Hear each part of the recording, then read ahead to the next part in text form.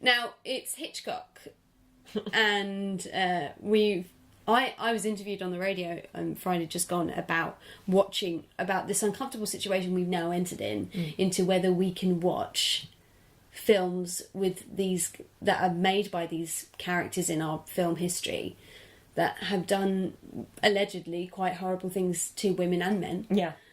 So, for instance, I don't think I will probably do a Woody Allen film on this podcast. Yeah. And that distresses me quite a lot because Woody Allen was a big part of my growing up. Yeah. In terms of the films I used to watch, But what do you think about that? So that is quite interesting, actually. I haven't watched a Hitchcock film in like at least 5 years before this. Yeah. And I've only seen a couple. Like I've never seen like The Birds. I've never seen The Birds. The Birds is the trickiest one because that's the one where he allegedly was abusive to Tippi Hedren. Okay. Yeah. Yeah. But yeah, it is that kind of thing of so firstly it's the should you watch these? What is the impact of watching them? And I think particularly I think it's more so for artists that are still alive. Yeah. So for example, Woody Allen, if people go to see his films and buy his films will keep being made. And he will keep having that place of power.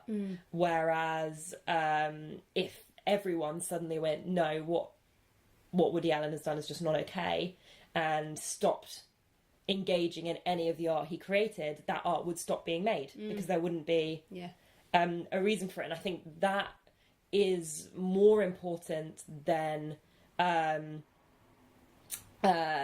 for example, Hitchcock, because he's not around making films anymore. Yeah. So there's that kind of sense that we hold more power in stopping to watch current artists than we do historic.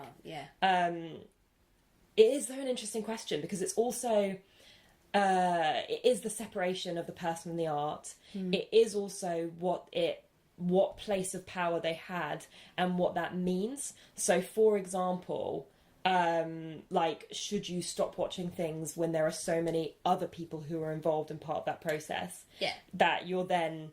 Well, Baby Driver's a prime example. Came out this year. Kevin Spacey was an actor in it, but not necessarily... He was one part of a team. Yes. Whereas things with Woody Allen all come from his brain. Yes, exactly. And same with Hitchcock in a way. Yeah. Although Hitchcock is not as... I think you have to treat it on a personal level. Do I feel uncomfortable watching this, knowing what I know? And I think as long as you do your background research... Because we will enter this uncomfortable period for a while where people won't know what's okay and what's not okay in terms of past historic things. And I just think you just have to go with how you feel as a person and whether you can look past that and just look at what they're presenting with this story. Yeah. Yeah, that's interesting. I think also you touch a good point in terms of the fact that a Hitchcock film is a Hitchcock film, a Woody Allen film is a Woody Allen film, whereas, for example, a Harvey Weinstein film, even if he is a producer and he's quite heavily involved, there are so many Weinstein films for a start. You would have to stop watching a lot of films, and you can't deny that some of those films have impacted our cinematic history, and you just can't deny. Hitchcock is a prime example. Hitchcock changed the way films were made. Yeah. And he produced some of that. Is certainly Rebecca is some of the best work I've seen of Laurence Olivier. Yeah, the best work I've seen of John Fontaine, hands down. Yeah, and it won an Oscar as well. The Birds I find uncomfortable. This was fine. Yeah, and I think you just have to play it by ear. Yeah.